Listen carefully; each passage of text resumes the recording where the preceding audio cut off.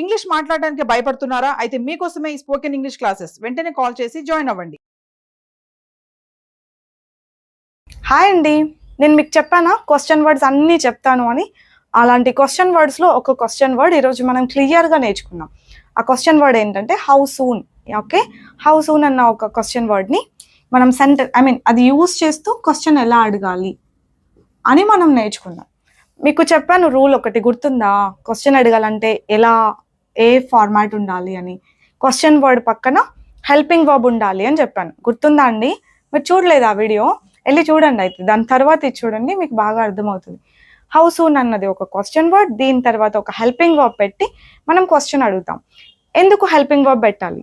Helping వర్బే చెప్తుంది మనకు మన ప్రజెంట్ గురించి, నా పాస్టా, ఫ్యూచరా, కంటిన్యూస్, అసలు ఎప్పటి గురించి మనం ఒక క్వశ్చన్ అడుగుతున్నాము అన్నది హెల్పింగ్ వర్బే చెప్తుంది. అట్లాంటిది మనం ఎగరగొట్టొద్దు.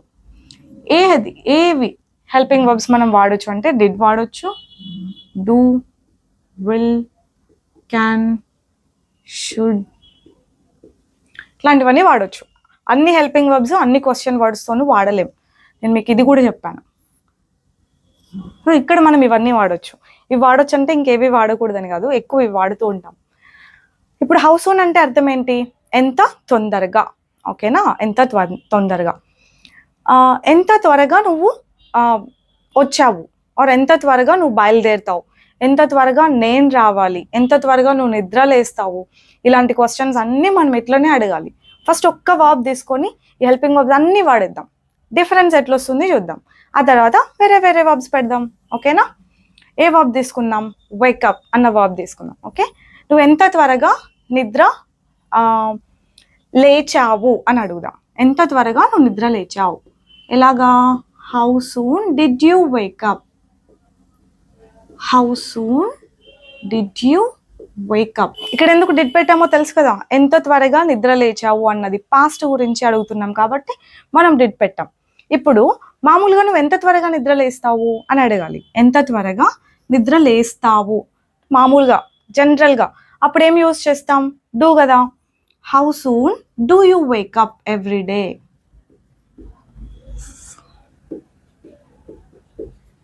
నేను డైలీ ఎవ్రీడే ఇట్లాంటి వర్డ్ యూజ్ చేయకపోయినా కూడా how soon do you wake up అంటే ఎంత త్వరగా నిద్ర లేస్తావు అని. జనరల్గా ఎంత త్వరగా నిద్ర లేస్తావు మామూలుగా. ఇప్పుడు అతను ఆమె గురించి కూడా అడగొచ్చు కదా. అప్పుడేం యూజ్ చేస్తాం? డస్ యూజ్ చేస్తాం. ఆమె ఎంత త్వరగా నిద్ర లేస్తుంది రోజు. అప్పుడు how soon does she wake up daily అని అడగాలి. షీ, హీకి మనం డస్ అన్న హెల్పింగ్ వర్బ్ యూజ్ చేస్తాం, right? How soon does she wake up. ఆమె ఎంత త్వరగా నిద్ర లేస్తుంది. మనం రేపు ట్రిప్కి వెళ్దాం అనుకున్నాం. ఎంత త్వరగా నిద్ర లేస్తావు నువ్వు రేపు? అయితే మనం రెడీ అవ్వాలి కదా. ఎంత త్వరగా నిద్ర లేస్తావు? How soon will you wake up. రేపు కదా, ఫ్యూచర్ తెలిసిపోతుంది, రైట్? మనకి future, then we use will. How soon will you wake up tomorrow. How soon will you wake up tomorrow. రేపు ఎంత త్వరగా నువ్వు నిద్ర లేస్తావు. నేను ఇప్పుడు మీ ఎబిలిటీ గురించి అడగాలి. నువ్వు ఎంత త్వరగా నిద్ర లేవగలవు. అప్పుడు క్యాన్ వస్తుంది. How soon can you wake up. How soon can you wake up అని అడగాలి. ఇక్కడ how soon could you wake up. That's what I was thinking, why the question is so short అని. How soon could you wake up.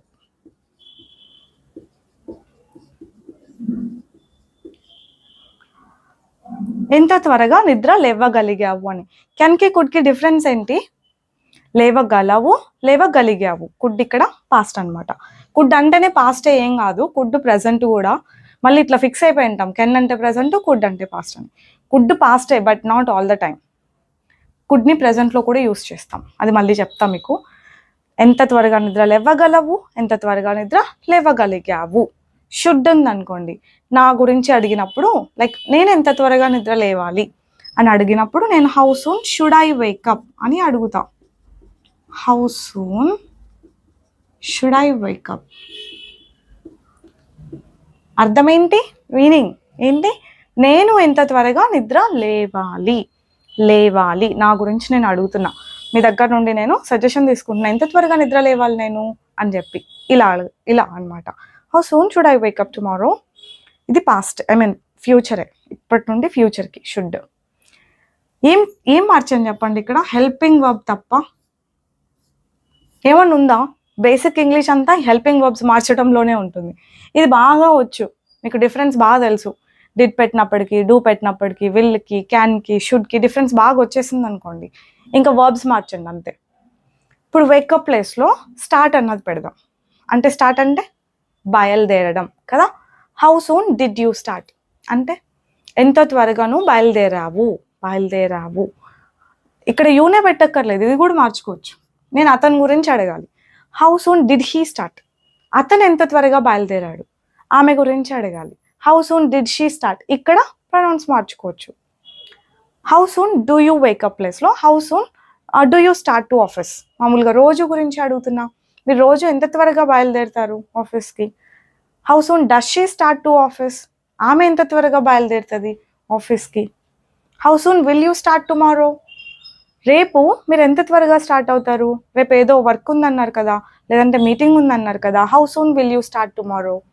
ఇలా how soon can you start today, ఎంత త్వరగా బయలుదేరగలవు. How soon could you start అన్నామంటే ఎంత త్వరగా బయలుదేరగలిగావు. How soon should I start, నేను ఎంత త్వరగా బయలుదేరాలి. చూసారా, జస్ట్ ఇక్కడ ఏం చేసిన, నేను ఈ వర్బ్ మార్చిన, వేకప్ ప్లేస్లో నేను స్టార్ట్ అన్నది పెట్టిన. ఇంకొక క్వశ్చన్ కూడా యాడ్ చేసుకోండి, how soon do you want to అన్నది.